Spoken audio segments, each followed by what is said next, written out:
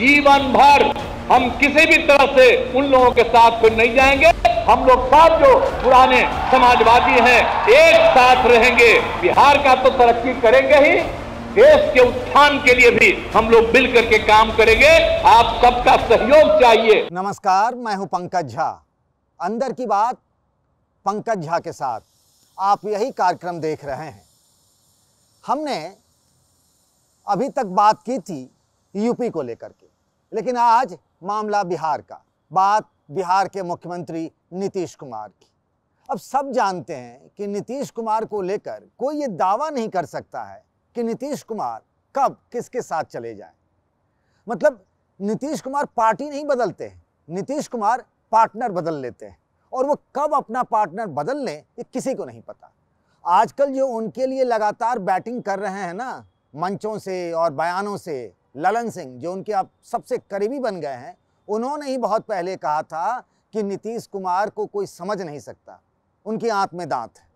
मतलब नीतीश कुमार के साथ रहे प्रशांत किशोर जो उनके लिए कभी चुनावी रणनीतिकार थे, वो भी कहते हैं कि नीतीश कुमार को कोई समझ नहीं सकता है। लेकिन आज हम बात नीतीश कुमार की समझ की नहीं कर रहे हैं, बात उनकी कसम की कर रहे हैं, और वो कस्में भी कई बार खा चुके हैं। लेकिन आज बात हम करते हैं नीतीश कुमार की तीसरी कसम की, और तीसरी कसम उन्होंने कैसे खाई है और उसके राजनीतिक मायनों को हम टटोलेंगे, तलाशेंगे और समझेंगे कि आखिर नीतीश कुमार ने ये बात कही है तो क्यों कही है, और अगर कह दी है तो इससे उनका क्या फायदा है, आखिर नीतीश के मन में चल क्या रहा है। क्योंकि नीतीश कुमार बहुत मजे हुए राजनेता हैं, जब वो कुछ कहते हैं तो आप ये मानकर चलिए कि बात निकली है तो फिर दूर तलक जाएगी। तो कहाँ दूर तक जाती है, आज इसी पर आहिस्ते आहिस्ते इत्मीनान से बात करेंगे आपसे। समस्तीपुर में इंजीनियरिंग कॉलेज का एक कार्यक्रम था, और उसी में मंच से नीतीश कुमार ने कहा कि अब हम जीवन भर कभी बीजेपी के साथ नहीं जाएंगे। आखिर उन्हें ऐसा क्यों कहना पड़ा? वो बीजेपी तो छोड़ चुके हैं करीब 2-3 महीने पहले, पाला बदल कर वो एक बार फिर से आरजेडी के साथ सरकार बना चुके हैं। मुख्यमंत्री वो पहले भी थे और आज भी हैं, और कोई पहली बार उन्होंने बीजेपी को नहीं छोड़ा और बीजेपी के साथ नहीं गए, ऐसा भी नहीं है। तो आखिर क्या वजह है कि नीतीश कुमार मंच से ये कह रहे हैं और ये कसम खा रहे हैं? मैं इसको तीसरी कसम इसीलिए कह रहा हूं कि इससे पहले भी उन्होंने कसमें खाई थी। उन्होंने कहा था बीजेपी के लिए कि मिट्टी में मिल जाऊंगा लेकिन कभी बीजेपी के साथ नहीं जाऊंगा। ये उन्होंने बीजेपी के लिए कहा था, उन्होंने बयान दिया था, मुझे याद आ रहा है। और तब उन्होंने कहा था कि मिट्टी में मिल जाऊंगा लेकिन कभी बीजेपी के साथ नहीं जाऊंगा। जब बात आप याद करिए 2013 के आसपास की बात है, जब तय हो चुका था कि नरेंद्र मोदी बीजेपी के प्रधानमंत्री पद के उम्मीदवार होंगे, और तब किसी भी सूरत में चाहते नहीं थे नीतीश कुमार नरेंद्र मोदी के साथ जाना। वैसे नीतीश कुमार और नरेंद्र मोदी बाद में साथ में आए और पहले भी साथ में रहे थे। आरजेडी के लिए भी वो ऐसी ही एक कसम खा चुके हैं, इसीलिए मैं उसे दूसरी कसम कह रहा हूं। आरजेडी के लिए उन्होंने क्या कहा था, शब्दशः मैं सुनाना चाहता हूं ताकि कल को कोई ये ना कहे कि मैंने कोई गलत बात कह दी, अपने मन से कुछ जोड़ दिया। तब उन्होंने कहा था कि कफन में जेब नहीं होती, भ्रष्टाचार करने वालों के साथ हम कैसे जा सकते हैं। तब जब भ्रष्टाचार के आरोप लगे थे, लालू यादव को जेल जाना पड़ा था, उनको सजा हुई थी, तेजस्वी यादव के खिलाफ भी मुकदमे हुए, तब उन्होंने ये बात कही थी। ये बात तब की है जब 2015 में लालू और नीतीश मिलकर चुनाव लड़े थे, सरकार बनी थी, और 18-19 महीने बाद ही तलाक हो गया लालू और नीतीश कुमार में। उसके बाद नीतीश कुमार का ये बयान आया था। तो फिर से एक बार वो चले आए हैं उन्हीं लालू यादव के साथ। उनको अब उनमें दाग नहीं दिखते हैं, भ्रष्टाचार नहीं दिखता है। मंच से वो बार बार कहते हैं कि ये तो बीजेपी की साजिश है, जो उनके साथ नहीं होते हैं उनके खिलाफ वो इसी तरीके की कार्रवाई करते हैं। तो इसीलिए मैंने कहा तीसरी कसम है नीतीश कुमार की। अब आते हैं कि आखिर उन्हें ऐसा क्यों कहना पड़ रहा है, और बात जो हो रही है वो ये है कि 2024 का लोकसभा चुनाव है। 2024 के लोकसभा चुनाव में खुद नीतीश तो नहीं कह रहे हैं, लेकिन उस हिसाब से बैटिंग हो रही है, और उसी तरीके से नीतीश आगे बढ़ते हुए दिख रहे हैं, या जिस तरीके से पिछले कुछ दिनों में नीतीश कुमार ने अपने को उस हिसाब से पोजीशनिंग की है कि वो लग रहा है कि एक तरीके से वो कह सकते हैं कि नरेंद्र मोदी के खिलाफ विपक्ष की तरफ से प्रधानमंत्री का चेहरा बनने की ख्वाहिश उनके मन में है। वो पिछले सालों से, कई सालों से बिहार के मुख्यमंत्री हैं, और एक तरीके से सब ये मानकर चल रहे हैं कि अगली बार यानी अभी जो चुनाव हुआ था उसके बाद जो खत्म हो जाएगा 2024 के लोकसभा चुनाव के बाद जब होगी बात, तो फिर वो यानी 2025 में जब बिहार में विधानसभा के चुनाव होंगे तो उस वक्त वो मुख्यमंत्री पद के उम्मीदवार नहीं रहेंगे। उनका आखिरी समय चल रहा है। अगर बिहार की राजनीति में एक तरीके से देखें, लोग ये मानकर चल रहे हैं। तो बात हम ये कर रहे थे कि नीतीश ने आखिर ऐसा क्यों कहा। देखिए, राजनीति में क्या है, नीतीश कुमार को अगर आप देखिए तो उनके खिलाफ भ्रष्टाचार के कोई आरोप नहीं है। उन पर किसी तरीके के कोई भ्रष्टाचार के आरोप इतने लंबे राजनीतिक जीवन में, जब वो केंद्र में मंत्री रहे, बिहार में मुख्यमंत्री रहे, कोई आरोप नहीं लगा। वंशवाद के भी कोई उनके आरोप नहीं है, जिस तरीके से दूसरे तमाम नेताओं को ये वंशवाद के आरोप झेलने पड़ते हैं। और नरेंद्र मोदी ने एक बड़ा मुद्दा बना लिया है 2024 के चुनाव में। यूपी में देखिए तो मुलायम परिवार हो गया, बिहार में आप चले जाएं तो लालू यादव का परिवार है, दक्षिण भारत में चले जाएं तो वहाँ भी इस तरीके से परिवार है कई सारे। आपको अगर आप देखें अलग अलग राज्यों में अलग अलग परिवार है। चंद्रशेखर राव का हो गया, महाराष्ट्र में पवार का हो गया, उसके बाद ठाकरे का हो गया। तो राजनीति में वंशवाद को नरेंद्र मोदी एक बड़ा मुद्दा बना रहे हैं, लेकिन इस मुद्दे के बहाने नीतीश कुमार को घेरा नहीं जा सकता। तो कैसे आप घेर सकते हैं नीतीश कुमार को? तो विचारधारा की बात, उस विचारधारा में जहां वो कभी भी किसी के साथ जा सकते हैं। वो बीजेपी के साथ चले जाते हैं, कभी आरजेडी के साथ चले जाते हैं। हालांकि एक बात ये भी सच है कि वो बीजेपी के साथ भी रहे तो कई बड़े मुद्दों पर वो बीजेपी के साथ नहीं दिखे। वो एनआरसी का मुद्दा हो, सीए का मुद्दा हो, या फिर ये जो पिछड़ी जातियों के सेंसस को लेकर के है, कास्ट जाति आधारित जनगणना को लेकर, उसमें वो बीजेपी के खिलाफ खड़े थे।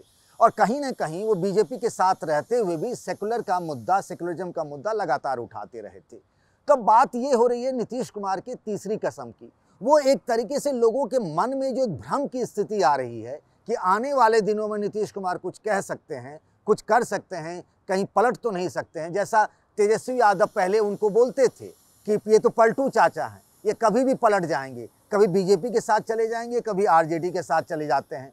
तो एक जो हिंदुस्तान की जनता जो है, जो नीतीश कुमार को एक मजे हुए मुख्यमंत्री राजनेता के तौर पर जानती है, लेकिन उनकी छवि कहीं खंडित होती है तो ये पलटने वाली बात, यानी यू टर्न लेने वाली बात। तो अब एक तरीके से वो ये बता रहे हैं कि बीजेपी का जो साथ छोड़ा, ये वो बीजेपी नहीं है, ये वो अटल बिहारी वाजपेयी, लालकृष्ण आडवाणी वाली बीजेपी नहीं है, ये दूसरी बीजेपी है। तो नीतीश अपनी इमेज में जो हल्का सा जो दाग लगा था, उस दाग को धोने के कोशिश में एक तरीके से लगे हैं। और ये पोजिशनिंग उनकी इसीलिए हो रही है। आप देखिए जिस तरीके से वो दिल्ली आकर के लालू यादव के साथ सोनिया गांधी से मिलते हैं, फिर जाकर के आपने देखा होगा कुछ दिनों पहले उनकी तस्वीरें और वीडियो आई थी जब वो सफाई गांव पहुंचे थे। मुलायम सिंह के निधन के बाद उन्होंने अखिलेश यादव से मुलाकात की। बाहर निकले तो पत्रकारों ने शिवपाल और अखिलेश के झगड़े को भी पूछा, तो साफगोई से उन्होंने कहा कि भाई हम तो मुख्यमंत्री रह चुके हैं अखिलेश यादव, तो हम तो उन्हें प्रमोट करना चाहते हैं। और शिवपाल यादव को भी उन्होंने समझाया कि आप दोनों साथ रहिए। कहीं ना कहीं एक तरीके से विपक्ष को एकजुट करने की कोशिश कर रहे हैं। उनके जो साथी हैं लालू यादव, उन्होंने भी कहा कि बिना कांग्रेस को लिए हुए आप बीजेपी के खिलाफ किसी विपक्ष की परिकल्पना नहीं कर सकते हैं। सारी कोशिशें और कवायद जो है 2024 का है। नीतीश अपनी राजनीति में आखिरी पारी खेल रहे हैं। उन्हें लग रहा है कि ये बेहतर मौका है और इस वक्त वो एक कड़ा फैसला ले सकते हैं, और इसीलिए उसी हिसाब से अपनी छवि रचने की कोशिश में जुटे हुए हैं।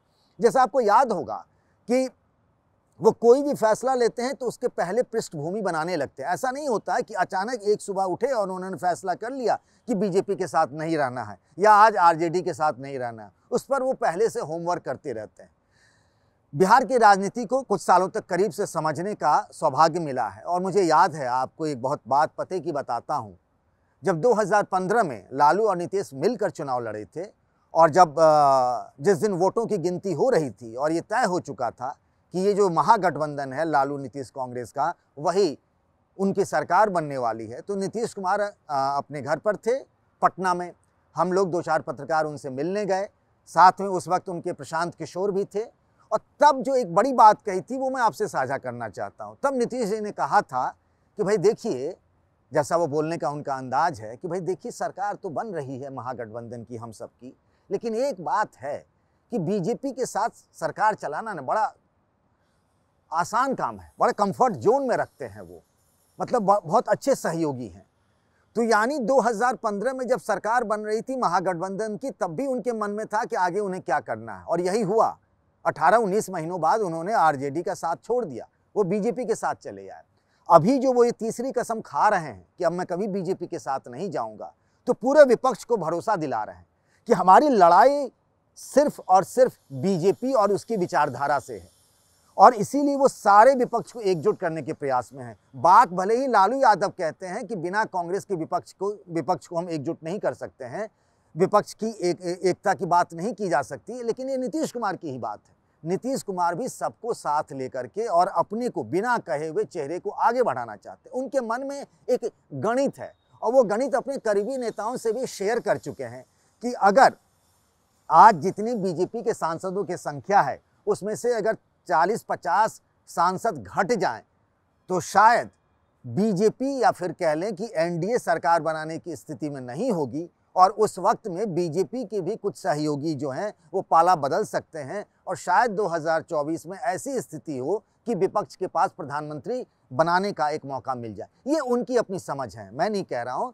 ये उनकी अपनी समझ है, उनको लगता है। वैसे भी आज की तारीख में बीजेपी के पास कोई बहुत बड़ा सहयोगी दल तो है नहीं। अकाली दल का साथ छूट चुका है, शिवसेना भी छूट चुकी, एक धड़ा छूट चुका है, दूसरे को उन्होंने अपने साथ लिया है, तो छोटे छोटे सहयोगी दल हैं। नीतीश कुमार को ये लगता है कि बिहार में अगर उन्हें, यानी कि बीजेपी को अगर अच्छा खासा नुकसान हो जाता है, बंगाल में जहां ममता बनर्जी हैं वहां नुकसान हो जाता है, या फिर महाराष्ट्र में हो जाता है, कुछ दूसरे राज्यों में हो जाता है, तो ये जो उनका गणित है कि 40-50 सांसदों की संख्या कम हो जाएगी बीजेपी की, तो फिर ये हो सकता है। अब मैं थोड़ा सा आंकड़ों की बात कर लें, क्योंकि राजनीति जो होती है वो आंकड़ों का खेल है कि आखिर 2024 में किसकी सरकार बनेगी और क्या होगा। मैं एक मोटे तौर पर बात बताता हूँ। 2019 के लोकसभा चुनाव में क्या हुआ था कि बीजेपी और जेडीयू और लोक जनशक्ति पार्टी, रामविलास पासवान तब जीवित थे, इन सब ने मिलकर चुनाव लड़ा, और उसमें स्थिति ये हुई कि आरजेडी का तो खाता तक नहीं खुला था। कांग्रेस को 1 सीट मिली थी, किशनगंज की मोहम्मद जावेद वहाँ से जीते थे। बीजेपी 17 सीटों पर, जेडीयू 16 सीटों पर, और एलजेपी को 6 सीटें मिली थी। बिहार में कुल 40 लोकसभा की सीटें हैं, यानी बीजेपी और जेडीयू ने मिलकर ही और एलजेपी ने मिलकर 39 सीटें जीत ली थी। इनको लगता है, नीतीश कुमार को, कि इस बार बिहार में बीजेपी को बड़ा नुकसान होगा। ये उनकी अपनी समझ है। उनको ये लगता है कि यहाँ सबसे बड़ा नुकसान होगा, बंगाल में नुकसान होगा, तो बीजेपी का जो विजय अभियान है 2024 में मोदी का, वो थम सकता है। ये पहला मौका होगा, अभी तक अगर साथ रहे नीतीश और तेजस्वी, तो ये पहला मौका होगा जब दोनों पार्टियां मिलकर चुनाव लड़ेंगी। पिछली बार जो है वो बीजेपी के साथ मिलकर चुनाव लड़ी थी जेडीयू और बीजेपी, इस बार वो आरजेडी के साथ मिलकर चुनाव लड़ेंगे। तो उनको लगता है कि 40 में से एक बड़ा हिस्सा जो है वो विपक्ष को मिल जाएगा, कांग्रेस को या फिर जेडीयू को या फिर आरजेडी को। इस लिहाज से नीतीश ने ये तीसरी कसम खाई है और लोगों में भरोसा जताना चाहते हैं कि उनकी लड़ाई सिर्फ और सिर्फ अब बीजेपी से है। ये उनके जीवन का, मतलब राजनीतिक जीवन का आखिरी लम्हा है, और बीजेपी को रोकने के लिए उन्होंने पूरी जान लगा दिया, और उनकी विश्वसनीयता पर सवाल नहीं उठाया जा सकता है। इसीलिए नीतीश ने तीसरी कसम खाई है। लेकिन क्या इस तीसरी कसम से उनके जो आखिरी सपने हैं वो सपना पूरा हो पाएगा? राजनीति है, क्या कह सकते हैं। आज के लिए बस इतना ही। आप अपने सुझाव हों या फिर आपकी शिकायतें हों तो ज़रूर हमें बताइएगा। नीचे जो YouTube का लिंक होगा उस पर जाकर आप अपनी बात रखिएगा तो मुझे खुशी होगी। आज के लिए बस इतना ही। नमस्कार।